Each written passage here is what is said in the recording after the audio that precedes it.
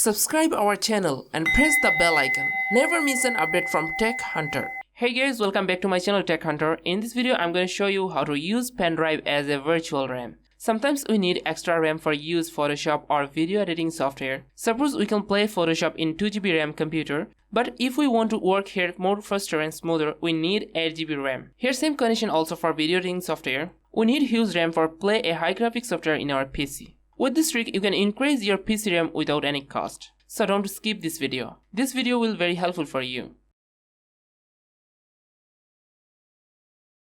Here I have already input a pen drive in my computer. So you have to need a pen drive more than 4GB. Then you can use 4GB virtual RAM in your computer.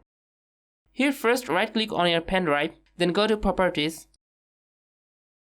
See, it is a total blank pen drive. Here click on Ready Boost and you will get 3 options. If you select first one, then you can use your pen drive just for storage. But if you select the second one, then it will automatically cover 4GB virtual RAM for your computer. But if you want to use custom setting, then you can select third one, and then here you can custom your settings. Select your RAM measurement from here as you want.